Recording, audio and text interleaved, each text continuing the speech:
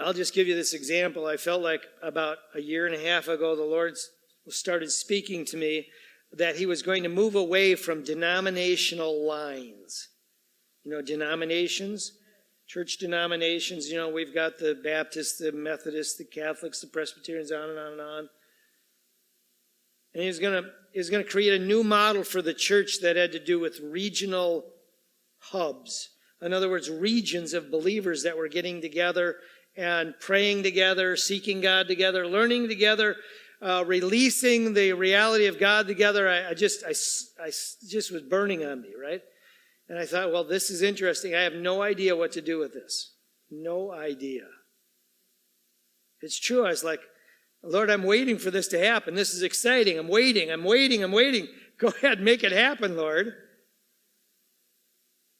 And the Lord spoke to me in a dream. No, that was a vision then. The Lord gave me a vision. I'm just going to tell you the vision. The Lord gave me a vision, and I saw the region, which is a vast area here. I saw the region, and in the region, the Lord showed me points of light, like little flames, points of light all throughout the region, but they were scattered here and there. And he said, these are the stirrings of the Spirit that are going on now across the region, little places of light. They're disconnected.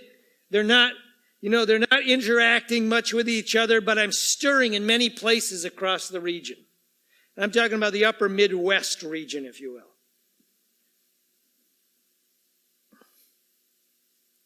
And then he showed me, all the darkness that was in the region. I said, Lord, this darkness is so great. How could the darkness ever be overcome by the light?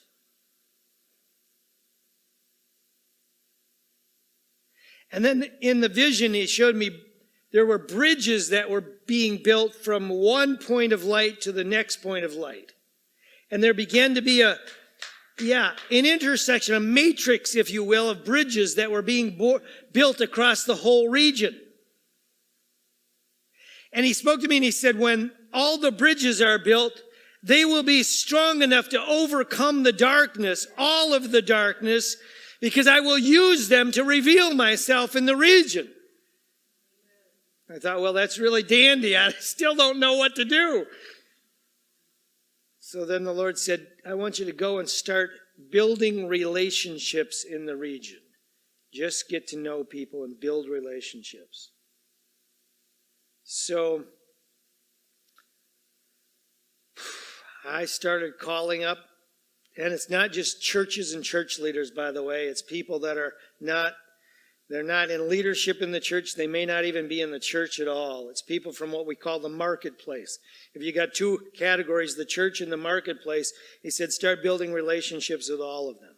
So in the last 6 months, I've just been going about doing that, waiting for the Lord to breathe something else on this, because I know he wants to accomplish this regional concept that he has spoken and will birth into existence.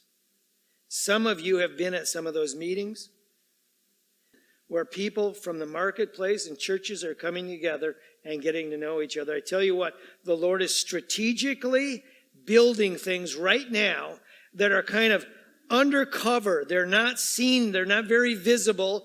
They're not proclaiming themselves. They don't have big TV shows or maybe even internet sites, some might. But anyway, the point is he's doing things right now that are building connection for his purposes when he releases them in a greater measure on the earth.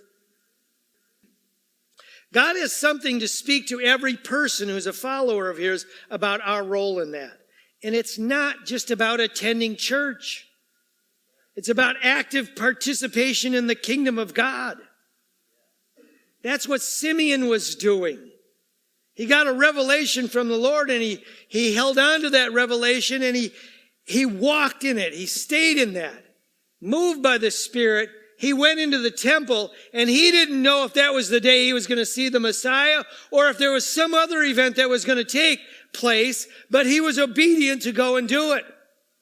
Folks, I'm speaking to every one of us. It's not about some big spiritual guy doing this. It's about every person knowing the Lord in a deep and genuine way and walking out what God has given us. And he wants to do amazing things in us and through us to do that.